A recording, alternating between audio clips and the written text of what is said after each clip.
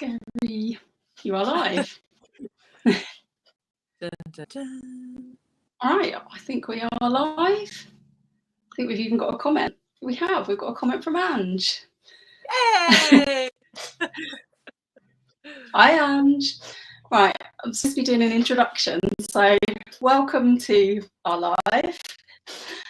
And today I've got the lovely Gemma from Gemma Books with me to talk about the Women's Prize shortlist and who we think is going to win.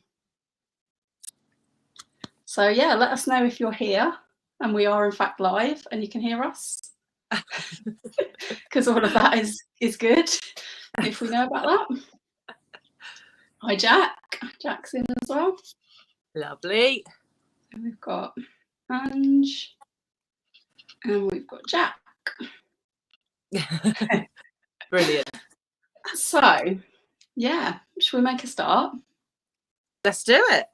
Right, so we thought we would talk about each book in alphabetical order, didn't we, first? And then we will be talking about each of our rankings, if we can make up our minds. And then finally go on to our predictions for the winner. Yes. So let's do that. Oh, we've got Jack says she can hear and see us both. Yay! Hey. And Hey, Daddy. so that is good. And the first book we are going to talk about is The Bread the Devil Knead by Lisa Allen Agostini. So, yeah. What did you think, Gem? Wow. No, I quite like this one. I thought this was, for a debut novel, I thought it was really, really strong. And Yeah. I read, what was the one last year? How the One-Armed Sister Sweeps Her House last year. Yeah, and I need to read that. This was what I wanted that to be. So, right. yeah, so I much good. prefer this one. And yeah, so yeah, it was quite traumatic. I love this as well. So we won't really go into too much about the books because I think people have probably either read them by now or won't want spoilers, but this one's about Alicia, and she's in an abusive relationship, but she's also like a really, really strong character, isn't she? She's like manager of a shop, and she I really loved her as a character. I thought she was really, really good. And I really liked about this book the way it was told in the Trinidadian Creole. Yeah. I thought that was really interesting. I love a book with like a different way of narrating it to you. And I just found it really quick to read and very like compulsive reading. Yeah. But obviously there was a bit kind of in the middle that was so traumatic that after that I was like, no, I don't want to read it. But then I did read it, obviously. Yeah. So yeah, I thought it was really good. I really liked this book. I didn't maybe think the ending was as strong as the rest of the book. That's fair. But I still thought it was a really, really good book and deserving of being like in this 6. Yeah, I think it achieved a lot in page count, if that makes sense. Yeah, that's the other thing I was going to say. I think that some of the other books on the list, which I'll mention in a minute, probably I felt like they could have lost a bit of page count and not lost anything. Yeah. But this one, I really, really like a book that tells the story it wants to tell in like a concise amount of pages, and this did that. Yes. So well done, The Bread the Devil Knead. I think we've got some comments as well. So Jack says, I really want to read this one. You should read it, Jack. It's good, but very traumatic. Oh, and she says, have heard the audio is great. I haven't actually heard anything about the audio of this one. No. Because I read this as an ebook on Libby. Yeah, mine was an ebook too. And Jennifer's here as well. Hi, Jennifer. Hi. Jennifer's here to disagree with everything that Gemma says.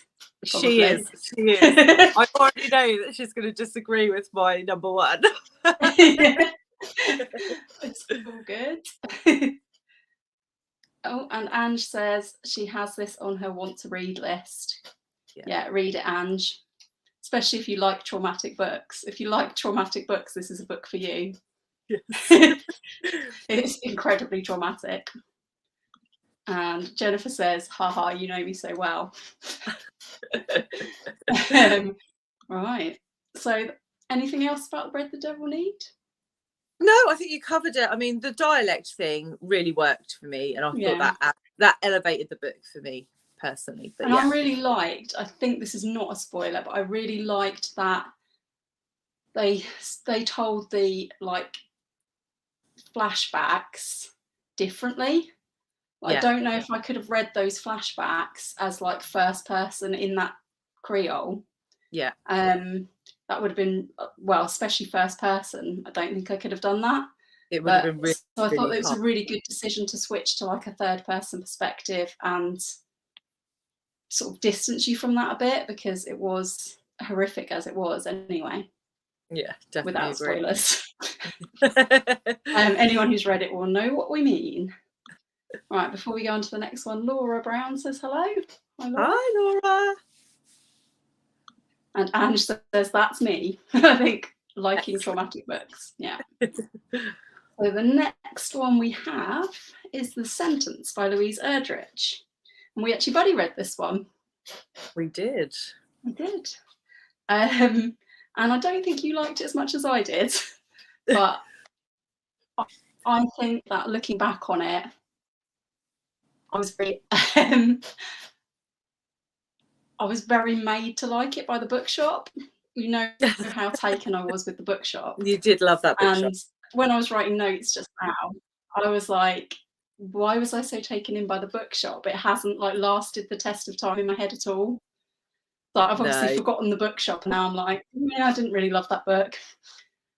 But yes, so this one followed Tookie, I believe she was called, and she'd been in prison for a frankly ridiculous crime, which we learned about at the beginning, and she now works in a bookshop which is haunted by its most annoying customer when she dies.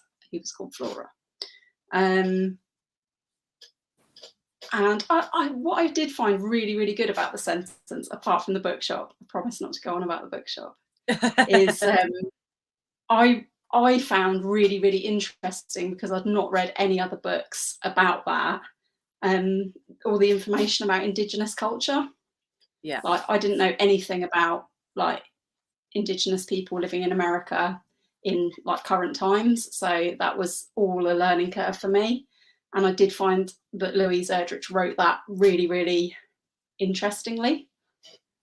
And I also thought that all of it's got the pandemic in it and the George Floyd murder and everything. And I thought all of the sort of really up-to-date social history and commentary was really, really well done. But we didn't really think that the plot itself had an awful lot going on, did we? No. You definitely didn't. You were like, no. Yeah, I think I would have seen the story itself, I don't think really was pulled off. No. I agree. And I think when we were reading this together, because you were like, yeah, I would have DNF'd this if I wasn't reading it with you. Well, as we were reading it, I was really, really hoping for like a really big ending or something that would bring everything together in a really good way. And I didn't really feel that personally. No. So my best thing about it was the bookshop. I unfortunately didn't actually care for any of the characters. I only actually cared for the bookshop. And a bookshop does not sadly make an amazing book on its own. No. My feelings are very similar to yours, though I've got a little less patience than you possibly. But I did, like you said, I like the Indigenous parts. I like the social commentary, but there wasn't enough character or plot development. I needed one or the other. Yeah. And I felt like we didn't really get either. But I've read a Louise Erdrich, well, I've DNF'd another Louise Erdrich before, and I just think her writing style isn't for me. If that makes sense. I should really like her, but I just don't think I got on with her writing style really. I thought her writing style was really different. I don't think I've read anything else in that sort of a writing style. She didn't remind me of anybody else, and I would be quite interested to try another one, but I won't try the one you DNF'd, I don't think. No. Yeah, I think I was just sold on the bookshop basically. Yeah. And there is a lot of talk about books generally, isn't there? I quite liked all the references to books that I either had heard of or have on my TBR or have read. And I did like the one part of Tookie's personality I was really interested in was how much she wanted to find books for people. Because that's something that I like doing. But yeah, so sadly that doesn't carry a whole book, I suppose. Yeah. So who have we got? Emily says, "Hi ladies, I'm on quickly, sorry." Hi Emily. And Kristen says, "Hi ladies, here with coffee to learn your choices." Hiya. Right, that's cool. No comments about the sentence, so obviously everybody's really loved that book. Yeah. Did anyone love the sentence on here? Doesn't it? I haven't heard any overwhelmingly positive reviews of it. No, apart from when it was really bigged up when they announced it in the shortlist. Yeah. From the long list, because I think we were either had just read it or were reading it at that point when it was announced, weren't we? Because we were reading it because it was on the long list. And I'm not surprised it's on the short list, but equally I didn't love it. I think it ticks a lot of book prize boxes. And I think I remember when we were buddy reading it, you saying that you felt like it had been written for a prize or with a prize in mind, which is a shame. Emily says, "My Charlie didn't like it." No. And Jennifer says, "I like the sentence, but not sure it is totally cohesive." I think that's probably my feeling about it. Yeah. I don't dislike it. I actually gave it 4 stars. I think you gave it 3, didn't you? Yeah. But I literally gave it an extra star for having a bookshop in it. I'm very, very easily led by bookshops and libraries. And Kristen says, "I haven't read the sentence. I was super interested in it, but after hearing some reviews, I didn't get it." Which is fair enough. Yeah. Weirdly, this is the book that when you all made your predictions videos, because I wasn't actually into the Women's Prize at all then, this was the book I thought would be on it. It was the only book I would have predicted, because from reading the blurb for the BookTube prize, I think that is going to be on prize lists. Yeah. And it is. So I kind of thought from the beginning that it would win, but now I've read all of them, I don't think it will win. But we're not on predictions yet. To see if it makes the book a long list.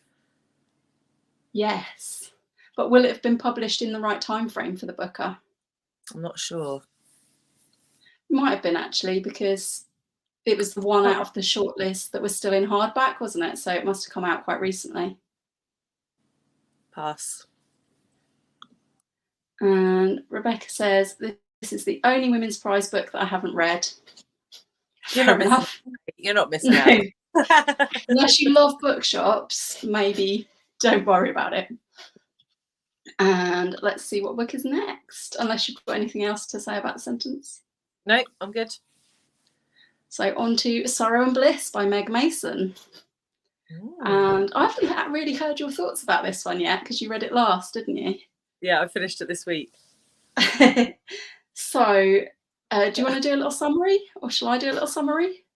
I can do a little summary. Go for it. So I've forgotten the main character's name though. Is it Elle? Martha. So yeah, so it follows Martha, who it's basically a story about mental health, and she separates from her husband at the beginning of the book, and then we sort of go back and see what has led to that event and sort of then what comes after.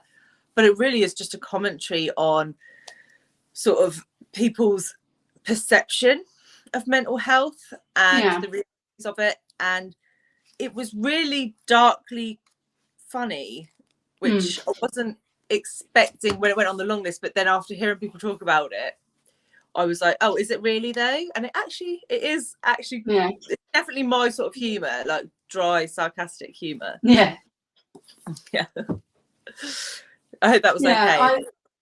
It's fine. I definitely thought the same. Like coming into it, I think I thought I was going to read a really, really depressing book. Yeah. From like just the summary, which I didn't mind. I quite like a depressing book from time to time. But I was really, really pleasantly surprised when there was all this humour coming at me, and very much enjoyed that. And I guess I just thought it would be dark, but it was actually, as you say, really darkly funny. That's a good description of it. But yeah, what did you think of it? I actually quite liked it. There was a bit in the middle where I was a bit uncertain, and I was like, I'm not sure, but it definitely pulled it off. And I think what I liked about it is it's saying something that I haven't really read before. So it felt quite new and quite fresh and quite contemporary. And the leaving out, so this isn't a spoiler, but the diagnosis is never revealed in the book. And I think obviously that's, well, it is intentional, of course, I didn't put it in. Yeah. But it really makes you think. And the ending, I won't go into any detail because obviously people might not have read it, but I felt like it handled the ending really well in the way that I would have liked to see it handled. So I did really very much enjoy it, and I think it definitely deserved a place on the shortlist. I loved it. I think I have talked about it in my wrap up, but for me it was a 5-star. I absolutely loved it. I think this was one that I really liked in my heart. Like I was saying to you the other day, Martha was really, really annoying at times, and not because of her mental illness, just some of the things she did. You were like, no, stop it now, because you kind of desperately want things to resolve for her, and she's kind of pushing in the opposite direction at times. So I did find her frustrating at times, but I did really, really sort of relate to her in some ways. And I thought it was a brilliant move not to put in a specific diagnosis on it, because I think a lot of people will read Martha and relate to Martha and relate to like the mental illness talk in general. And I also think that the family element of it I really, really loved. I thought her sister was hilarious, Ingrid. She was a brilliant character, and my best bit was like the family Christmases. Yes. It's like a scene that sort of repeats itself throughout the book. They always go to this aunt's house, whose name I've forgotten, for Christmas. And there was just some hilarious scenes in that, but also just really, really enjoyed her family. Like that relationship between her mum and dad, the relationship between like the wider family as a whole, and how her husband she's broken up with at the beginning of the book, Patrick, fits into all of that. Was also, I thought, really interesting. I like the dynamics in it. So I think this was one where it really is an example of when a character-led book is done well, because there isn't really that much plot in it. But that doesn't matter because you're so entrenched in the characters' lives. Like you say, even the peripheral characters, the husband and the sister, you feel like you know them. So I really liked that about it. I thought it was really well done. Yeah, I felt quite attached to everybody in like the wider book. And also I think that if you like first person books, you would really like this, because it is in first person, isn't it? I listened to it on audiobook, so I'm like, yes, it is. It is. And I love a first person book, and I very easily get connected to people who are telling me a story in a first person book, if it's done well, and I thought this was done really well. So yes, should we see some comments? well, about the sentence, first of all, Jack said, sentence interests her mainly for the bookshop setting, though the storyline about the Indigenous history sounds good too. Yeah, it was. But bookshop setting, very, very good. Ange's got to go, but she'll hopefully come back later. Bye, Ange. Rebecca says, oh, I loved Sorrow and Bliss. I loved the humour in it and the relationship between the sisters. Yes. Me too. Agree. Definitely. And Jennifer says Sorrow and Bliss was my favourite from the shortlist. Yeah. And considering you DNF'd it, Jennifer, to start with. Yeah. See, I feel like this is a win for us non-DNFers. Because Jennifer's gone back to a book she's DNF'd and now loves it. So I'm like, a win for people who don't DNF. But it probably isn't. Emily says she has to go, but she'll pop in later. Bye, Emily. And Jennifer says, I love first-person narratives too. Me too. Yeah. And moving on to a book that was not in first-person narrative, which is The Book of Form and Emptiness. So, I won't ask you to summarise this, Gemma. How far did you get with The Book of Form and Emptiness? 6 hours on the audiobook. 6 hours is quite a fair whack, actually. But how long was it? It was 18 hours long. Right, now, this is the book that I want to mention in comparison to The Bread the Devil Knead, first of all, because with The Bread the Devil Knead being an example of a book that does everything in a concise way, and The Book of Form and Emptiness being the opposite, because I did really, really enjoy this book. And amazingly, I did actually read most of it in a day after I'd read the first 100 pages. But that was like literally a concerted effort of, I'm going to read this book today. And I definitely think Ruth Ozeki's a great writer, but I also think she could have missed out at least 100 pages and not affected the story at all. Yeah. So, yeah. But yeah, for anyone who's wanting to read it or hasn't read it, this is a book about Benny O and his mother Annabelle. And Benny's dad has recently died, and he it kind of, I think this is mainly a book about grief to me, and the way it affects different people and the way it affects families, because Annabelle, the mother, sort of turns to filling her house with stuff, and that's something I obviously relate to as a book hoarder, definitely, and a hoarder in general. But Annabelle is like proper a hoarder, much worse than me. And this was one of the aspects I wanted to read about. Like when I'd read a blurb, I thought, right, I can relate to something like that because I do gather stuff quite badly. It's a good job we haven't got my husband on here because he'd be like, our house is full of stuff.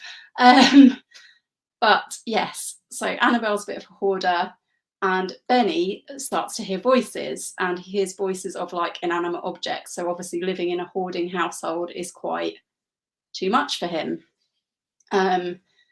So in Benny's part of the story, he sort of seeks refuge in a library, and part of the book is told by a book, which I guess is the unique selling point of this one. And it's our first entry on this shortlist of a book with a very unusual narrator. I liked the book, and I thought the bits the book told were really, really good. I think the book was mostly in second person, like as though it was talking to Benny, which I found interesting because I don't often think second person narrative works. But I thought it did work in this book in the way that she had done it. But we also get kind of bits about Benny and bits about Annabelle that don't necessarily appear to be the book talking. Yeah, and I didn't really write any more notes, so that's about it for this one. But yeah, I really enjoyed it. I didn't feel that connection like I felt with, say, Sorrow and Bliss and other books on this list. Like I really it's another one like The Sentence where I wanted to have that connection, but I didn't love it as much as I hoped to love it. I love the library setting. Anything that's in a library and is partly about books is going to be a good one for me, but it wasn't a great one. It didn't elevate itself to like a 5-star or a top book, in my opinion. But I wonder what others have thought. I felt like it just needed more editing. Do you know what I mean? It needed tightening up. It was, and I think if I'd have finished it, it probably would have been a 3-star. It would have been fine, but the narration was horrific, and I just wasn't invested enough in the story to go and find a copy. So. I listened to the sample of it, and I thought I literally can't listen to this as a book. You know, I was waiting for this from the library for about 3 months or something. Yeah. Come on, Book of Form and Emptiness. But yeah, I definitely couldn't have listened to the audiobook. And I think you said it made the woman sound, Annabelle, who's like a really key character, made her sound really stupid. Yeah. And I don't like an audiobook that does that at all. No. Because she wasn't stupid. She was a really good character. So I can see how you wouldn't have been able to carry on. And Jennifer says, I think this is still about Sorrow and Bliss. She's pleased she gave it another shot, but she's still firmly in camp DNF. I know you are, Jennifer. I felt like the Ozeki could have done with being 100 pages shorter, but I liked it. I think it's doing a lot of interesting things. I agree. I think it did do a lot of interesting things. And I also feel like this and The Sentence are the most closely similar on the list, in that they're both trying to do lots of things, and all of the things that they are trying to do is really interesting. But I felt like this one was more of a cohesive whole than The Sentence. But I did really enjoy this one a lot more. But as Jennifer says, definitely needed to be 100 pages shorter. Becca says, I really struggled at first with the Book of Form and Emptiness. Took me a while to get through, but by the end I really liked it. I loved the library and I loved Annabelle's character. I agree on both of those points. And I would like to try other Ruth Ozeki books. I would as well, definitely. Yeah, I would. Yeah. You give her another go? Oh yeah, no, definitely. I would definitely try some by her. I was definitely really interested in what she was doing, and I thought that her storytelling style was quite unique as well. Like, it wasn't something I'd read before. And Kristen says, well, I like the idea of a book telling the story that's interesting, but doesn't sound worth the read.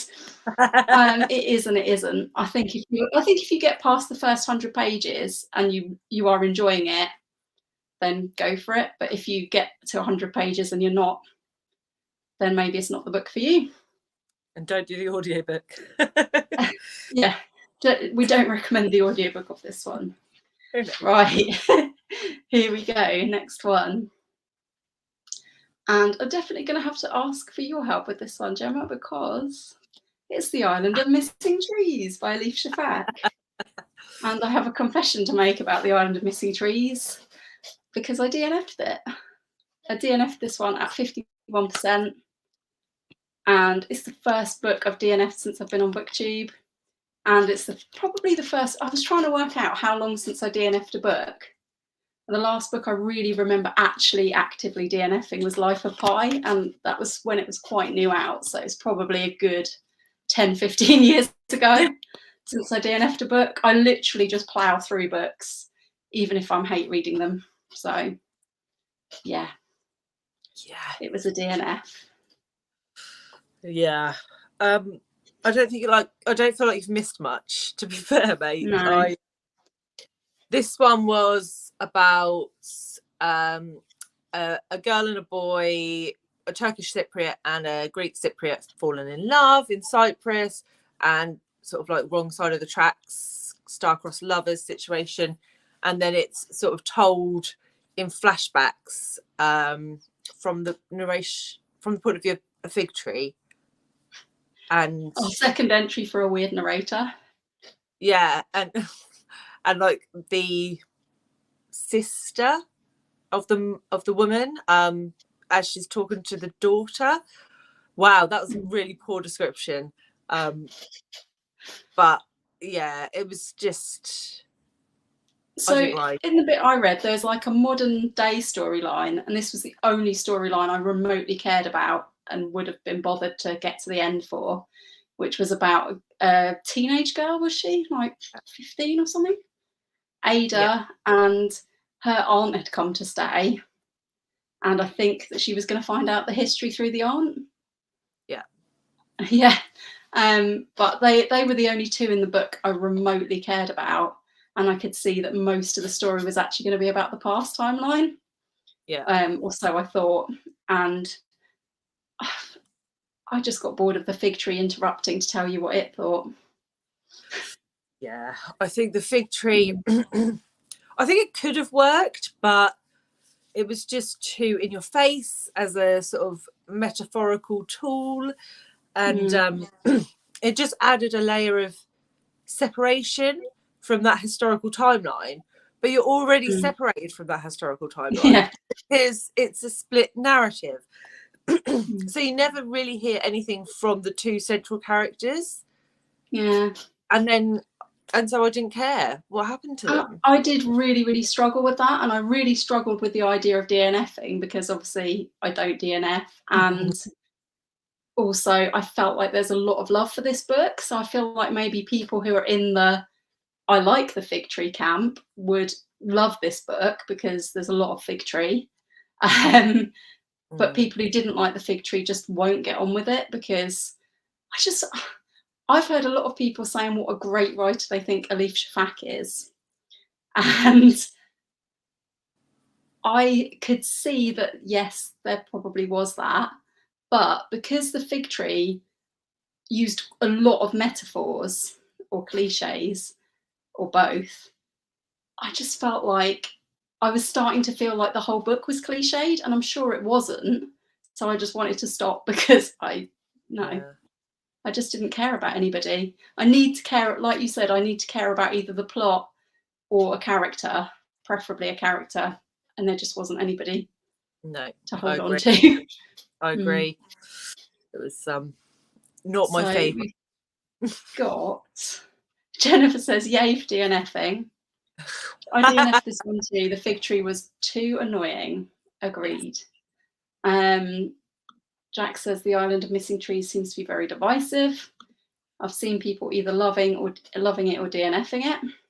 I wonder if people who are more into romance are more likely to like this book because that's sort of like the centre of it. Neither of us read romance, do we? No. And it's weird because I do really, really like Romeo and Juliet, and the star-crossed lovers thing should be a thing that I should like, but I don't. Like, no. Anyway, Becca says, I really didn't like the Island of Missing Trees. I felt it was far too fragmented. Agree. Yeah. I just didn't care about any of the characters, particularly the fig tree. There's more love for the fig tree. That fig tree whacked you around the head with its metaphors. It did, Jennifer. It did. And Rebecca says, I was very disappointed as before reading it, I thought it would be right up my street, but it just wasn't. See, I was the opposite. I actually thought this was the book on the shortlist I actually didn't want to read in the first place. I just didn't think it would be a book for me, and it wasn't a book for me. Yeah, I was right. Because it was my first Alicia Shafak, and I thought I will still go back and read some of her other stuff, but Jennifer's talking about her other book there. Yeah. To be fair, I really like 10 minutes 38 seconds in this strange world. I think I'm gonna have to try that one because I don't want to write. I'm not saying Shafak is a bad writer, but because I think it was the fig tree that was giving me the impression of bad writing. But I'll give her another try. She's obviously very highly thought of, and fair enough. Anything else to add about the lovely fig tree book? I think the less said about it, the better. Let's write that one off and go on to a book we liked a lot more Great Circle by Maggie Shipstead. Yes. And this was another buddy read for us. It was. Until the end, when Libby threatened to take away my audiobook when I only had like 3 hours left. So I had to binge it in like a day. So, Great Circle. Would you like to tell us about it? Yeah, so this is another dual timeline jobby. We have a modern day timeline following Hadley, who is an actress and playing Marion Graves in a movie. And then we followed Marion Graves in the historical timeline through her whole, even before she was born, right through her whole life, learning to become a pilot and wanting to do the vertical great circle around the world. In a nutshell, as concise as I can put 650 pages of book or whatever it was. Yeah, I this book I thought was probably not going to be my cup of tea. Coming into it, not necessarily coming into it, because by the time it was on the shortlist, I thought, I've heard so much good stuff about this. Maybe it is for me, but it's not traditionally for me. I don't really read these big, sprawling, historical epic type books. But I absolutely loved it. I think this is a brilliant, brilliant book. And yeah, I can understand why some people might not get on with it, only in the sense that it is doing a lot. I think there was one point in the buddy read, like sort of in the middle, maybe of like 650 pages, which luckily I couldn't see because I was listening to it. There was a point where I said to you, I think she's trying to do too much. Like there's a bit of everything in this book. But within like a chapter or two, that feeling was gone. And I thought, no, she's doing it all for a reason.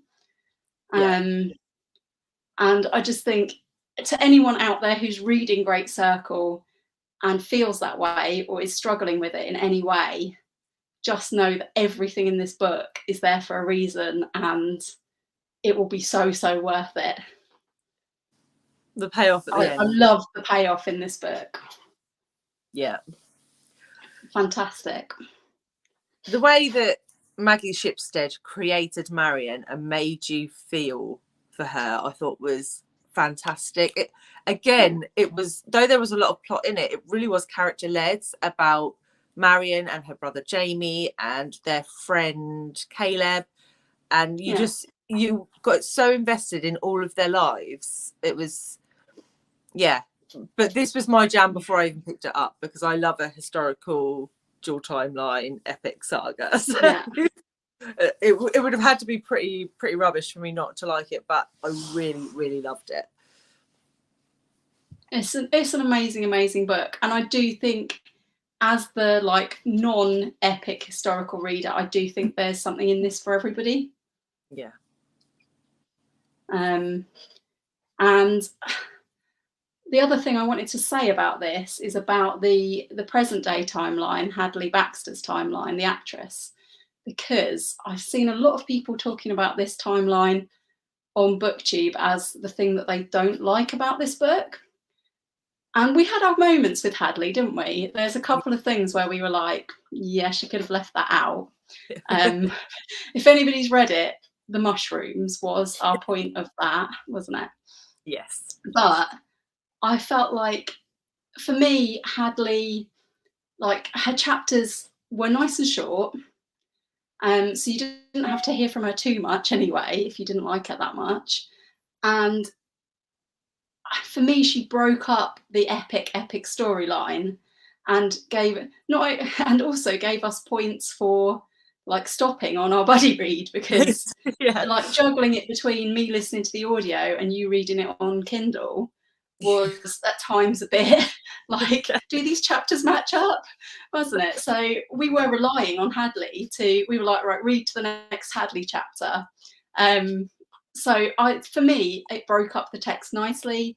And there were times when I was like, oh, I'm not really enjoying hearing from Hadley. But again, I think the payoff is worth it. Yeah. And I think Hadley is there for a reason. Yeah. the foreshadowing and stuff that you get, because she starts at the beginning when she's filming, she starts from the plane crash at the end, so you sort of you start the story almost in reverse from Hadley's timeline, and then from the beginning in Marion's timeline, and it just comes together beautifully. It dovetails beautifully. I really, really liked the way that bits of Marion's story were dropped into Hadley's story. Like, it made it easier to put up with Hadley's, like, oh, which person is she sleeping with in this chapter? Because you also got like these, you got to read parts of the books that the film was based on, didn't you? And because this film was a bit convoluted that Hadley was starring in, so there was a book that Marion wrote and was found, wasn't there? Like a found diary. And there was also, like, sounded like a bit of a trashy novel, to be honest, like a novel about Marion's life, written by another writer. And then I think her family actually were turning it into a film, weren't they? Like, everybody was a bit related in the book. But yeah, I enjoyed getting bits from those texts as well through Hadley's chapters. And I think that was a good way to get that in by Maggie Shipstead. Yeah, I really liked it as well. Yeah. So Rebecca says, I thought Great Circle was fab. I really liked Maggie Shipstead's writing and I loved the characters. Same. Yeah. And Kristen says, this is the one I actually do want to read. When it comes up thrifting, it's mine for sure. Definitely. I made my mum buy this book the other day, so I'm hoping she likes it as well. Jack says, I'm so here for Great Circle. I love a sprawling historical epic, and your opinions have just pushed it to the top of my priority list. My TBR, if you like. Go for it, Jack. And Jennifer says, I wasn't keen on Great Circle. I'm not a fan of epic stories. I probably should have DNF'd it. Yeah. This is the one I knew that we would disagree. It had to happen sooner or later. It did. We couldn't have Jennifer in the chat without her having the polar opposite opinion to Gemma at some point. Indeed. Yeah. So yeah, we've reached the end of the shortlist. Dun, dun, dun. And I'm really, really glad that we read all of this shortlist. Yeah, me too. I didn't think I was a prize book person until this year and all the hype of this. And all of you lot on BookTube going, oh, women's prize. I got sucked into the hype. And I have read some books I would definitely not have read otherwise. And I've read some really amazing books from this. And the women's prize just keeps hitting those 5 stars for me, because I really think Careless should have been in this shortlist too. Yeah, I think The Paper Palace should have been in the shortlist as well. Oh, really? I need to read the second half of it, because I'm waiting for Libby to give it back, because I wasn't sure if I was DNFing that. And I just didn't have time for it, because we were on Great Circle at the time. Yeah. I dropped it as well because it wasn't shortlisted, and then I had to pick up later, but it is worth it. Yeah.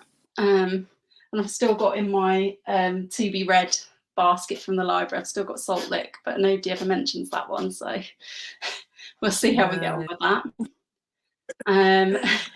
Jennifer says Careless was robbed. It was robbed. Justice for Careless. How did Missing Trees make it and Careless didn't? Don't know. I do not know. Right, so I've got another title for us. Ranking the shortlist. Okay. So, would you like to go first in your ranking? Would you like to alternate? Shall we? Yeah, let's go through our number 6. I think it's obvious what my number 6 is, and that was The Island of Missing Trees. Yes, I just loved it so much. Emptiness. So yeah, the DNF. So getting the DNFs out of the way on the first one. Yeah. From both of us. Yeah. I would have liked to have finished it, but I'm not going to finish it. No, I'm not going to. Too much victory. So, what is your number 5? The Island of Missing Trees. Surprise, surprise. Anything else to say about it? Just to be fair, it may have even been number 6 if I'd have finished the Ruth Ozeki, but they're both down there. They're both in the my number 5 was actually The Sentence, which is what I went into it thinking I would like the most. So that's a bit of a turn up for the books. Yeah. Quite literally, with how much I love that bookshop. So I suppose doing this ranking, I did also think that apart from obviously one that I DNF'd, I don't think there were particularly bad books in this for me. I did enjoy something about everything, apart from The Island of Missing Trees. Gemma's like, nah, didn't enjoy them. My top 3 I really, really loved, and the bottom 3 fair enough. So number 4, The Sentence. Yeah, gets one place higher for you, but only because I DNF'd the Ozeki probably, but it's fine, but ultimately forgettable, and not just there wasn't enough in it for me to love it, really. Or even there just wasn't anybody lovable in there, was there? Like Tookie I was disappointed with Tookie as a main character, because she just wasn't lovable at all, and the people around her weren't particularly lovable either. So I get that. And my number 4, this is where I had a really, really hard time actually. My number 4 and my number 3 would probably change places on different days, but I have actually gone for The Book of Form and Emptiness in number 4, which it does pain me to do, but the other book that it's competing with, in my eyes, did what it wanted to do more concisely. And I also would actually say that I connected more with the character in book number 3 than I did with the Book of Form and Emptiness characters, although I did really, really like them. It didn't 100% pull off what I wanted it to pull off, sadly. But I am sad about that, because it was a really good book. But for me, it was definitely a sort of middling 4-star, I would say. Yeah. We did your number 4, didn't we? Yeah, The Sentence. Yeah. So number 3, what's number 3 for you? Sorrow and Bliss. No. but no. So number 2 and number 3 are so close, like a hair's width. I really enjoyed both of them, and they both have different like merits to them, but a bit like you were just saying, I just felt that there was more impact, and I felt more connected to the character in the one that I've put in number 2. So it's just personal preference, but I think they're both fantastic books. So good. So in at number 3, I put The Bread the Devil Knead. And like I said, I do think there are good points about my number 4 book, but I think that The Bread the Devil Knead, I almost feel like it's like the real underdog in this group of 6. I think it's the book that most people wouldn't give a chance to in terms of winning. And I also think it's maybe the book that people were most surprised to see on the shortlist, because it wasn't a particularly massive hitter within the obviously it's a debut. I had never heard of it before it came out on the long list. But I think what it does it really, really well. And if it wasn't for the fact that there's 2 other brilliant books here, it would have been even higher for me. But the thing that would make The Book of Form and Emptiness sometimes for me take the 3rd spot is that The Bread the Devil Knead did have a really, really difficult part to read. Like if something was going to put you off about it, definitely check content warnings if you're going to read The Bread the Devil Knead. Don't go into it without knowing what it's about, because trauma all the way. Yeah. So, yeah. But I think it's a really, really good book, despite the fact I don't think anyone would back it to win. Yeah. So, what is your number 2? So this I think I can guess. It's The Bread the Devil Knead. Yeah. Yeah. Yeah. So I would actually really love to see it win, because of, like you say, it is the underdog and debut writer, and I just thought it was really, really well written. But yeah, it is the underdog, definitely. Yeah. Definitely. I think it's very much the underdog. Shall we have a couple of comments before we reveal more? I can't remember where we were up to though. Oh, we'd done Careless Was Robbed, hadn't we? Yes. So yeah. Laurie Miller says, great discussion. There are 4 books on the list I want to read, but would love to hear what one book you would both recommend as your must read. We'll do that with our prediction in a minute, I think. Yeah, it'll be my number 1. Gunpowder Fiction and Plot. Scott says, I would love The Bread the Devil Knead to upset everybody and win. What a surprise. Yes. Yeah. Yeah. I think it would be really interesting, a really interesting announcement if this did win. Yeah. And it's a book, I think this is the first one, as we've gone up the list, this is the first one where I would be genuinely really, really happy to see it win. Yeah. Like, obviously, I've put 2 above it, but I would be happy to see this win. Yeah. Any of my top 3, to be fair, yeah, I'd see win. If any of my bottom 3 win, I'll be a bit hacked off. Understandable. So, do you want to tell? Where are we? Where are we in this? Number 2. You've got to give your number 2. My number 2, yeah. Oh, this was such a hard decision as well. But we can fall out over this, Alice. No, we're not going to fall out over it, because my number 2 and my number 1 are both my favourites. Both of them were 5 stars. But I think you would agree that the 2 books I haven't mentioned yet are both very, very, very different to each other. Yes. Like, without telling you which one's which, but Sorrow and Bliss is like a very small and contained book, isn't it? It's about one particular person and one family and one thing. Great Circle is about everything.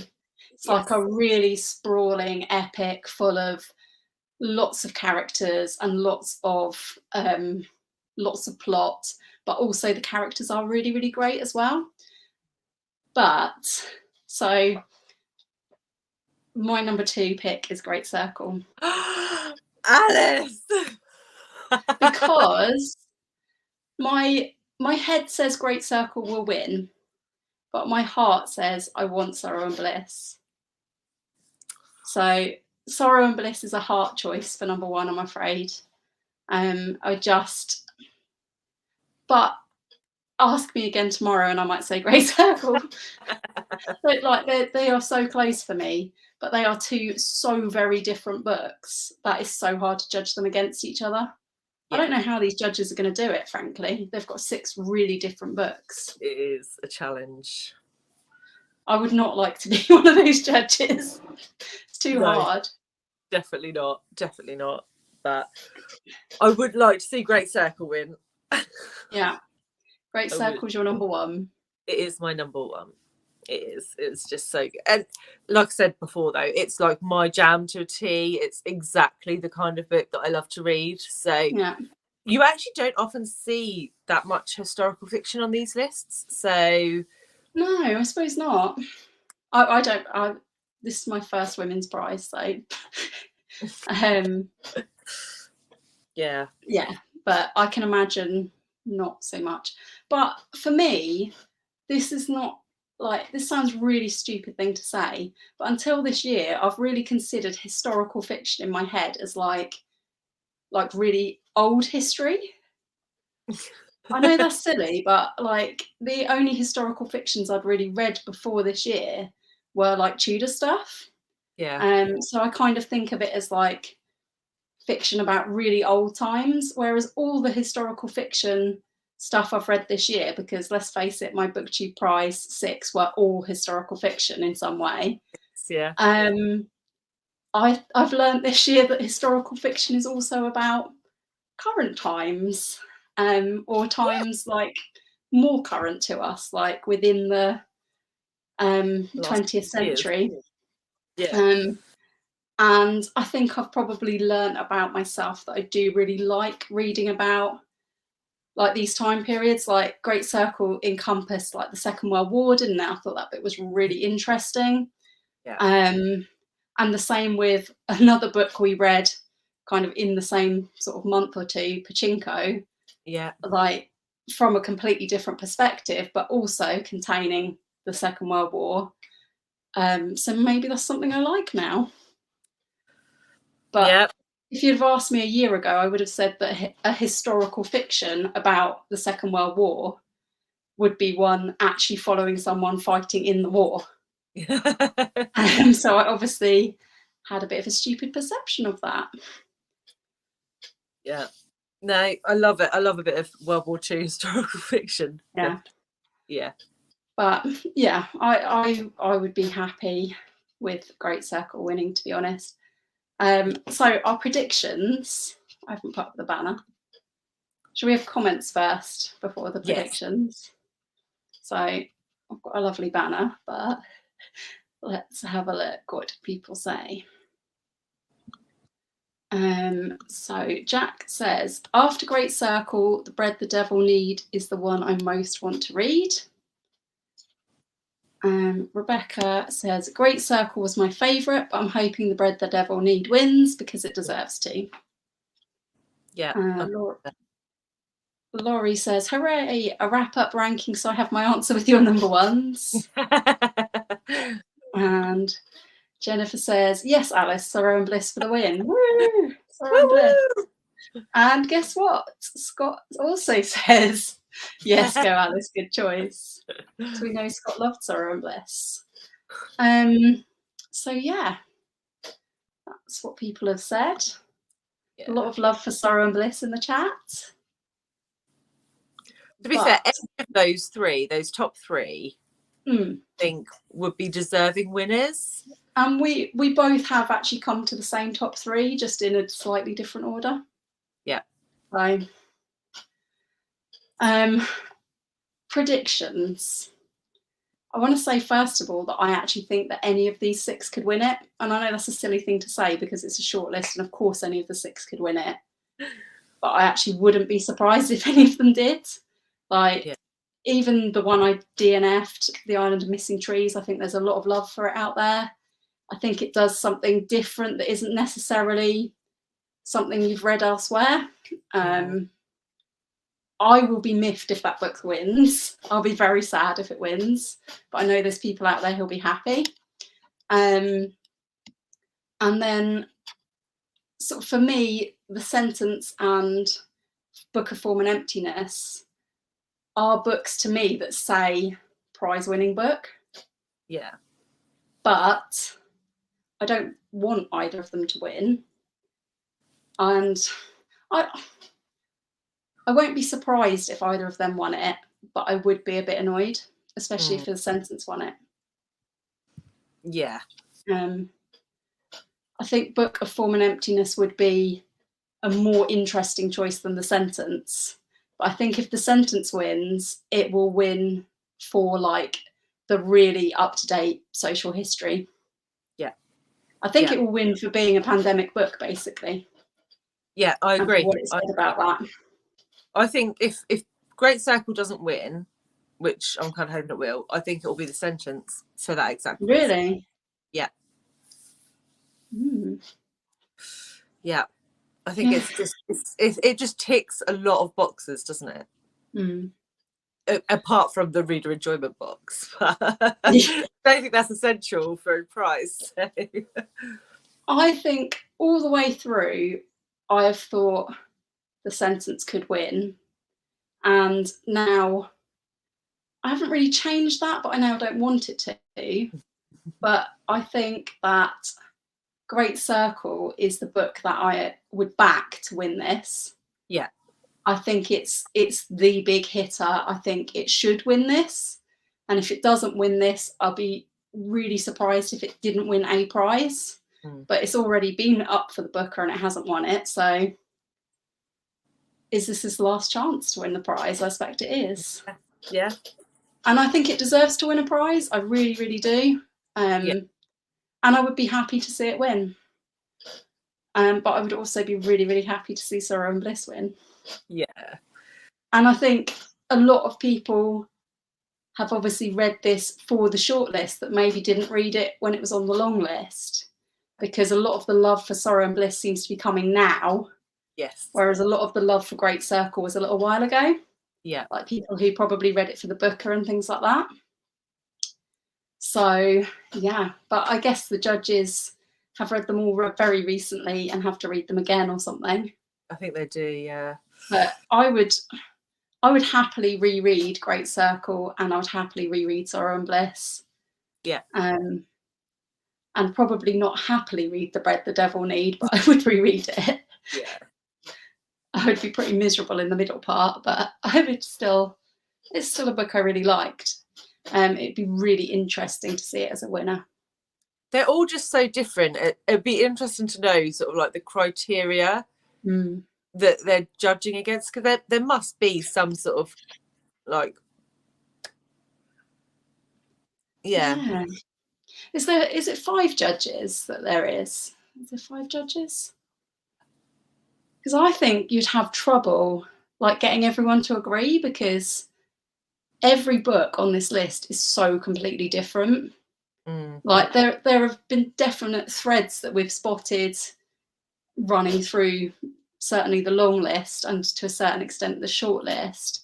There's been a lot of abuse. There's been a lot of like unusual narrators, and I'm sure a lot of other themes that I can't think of at the moment. But there's no books that are actually similar to each other, I don't think. No. Not really. See, reading is so subjective. It's a bit like, yeah. It'd be so hard to come to a conclusion. I would love to hear some of the conversations that they have about deciding this. Yeah. Rather than me. Yeah, definitely. Well, I haven't even virtually made a decision for almost any position on the list, apart from the bottom 2. So, yeah, I would not be a good prize judge. No. Right. Yeah, I don't think we've got any more chat. If anybody else would like to say anything about any of the books, let us know. Or if you're watching later, leave us a comment. Yes. Did you agree with our rankings? Yeah.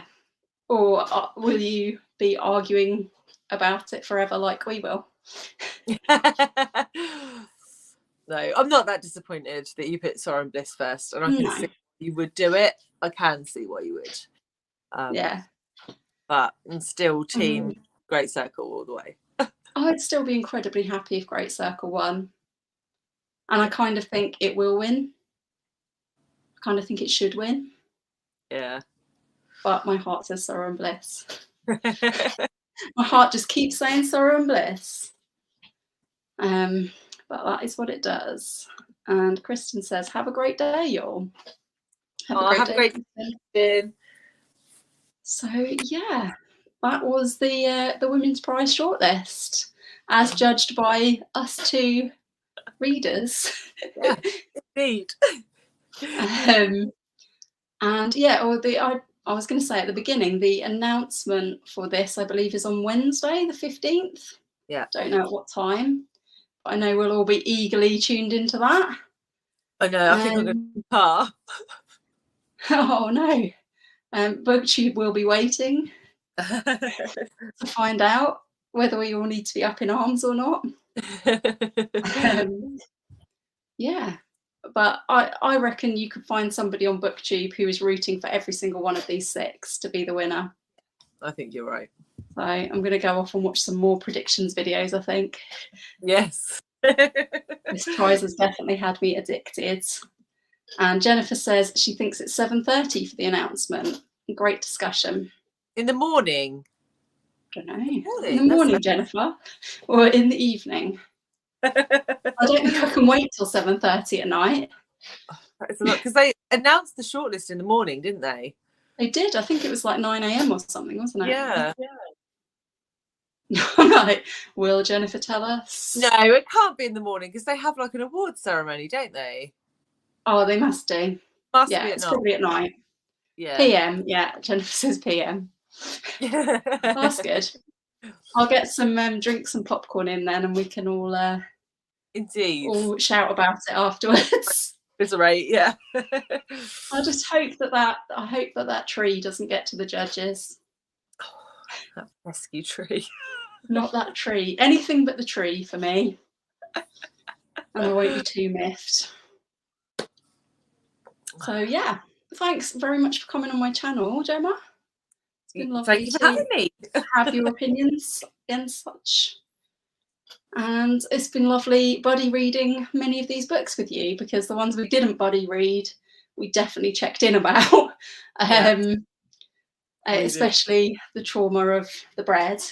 Yes. I had to check in with Gemma on that because she'd already read it, and I was like, is this the really bad bit, or I don't know if I can go on otherwise. So yeah, but yeah, it's been a very exciting shortlist, and yeah, we'll both see you soon in other videos talking about other books, I guess. Oh, we've got Jack. I'm excited for the announcement now. Yeah. We'll all be waiting till Wednesday. And Glenda says, I don't have an opinion, but love your channel, Alice. Thank you, Glenda. That's a very kind comment to end on. And yeah, I think we will say goodbye for now then, because we've been on here for an hour.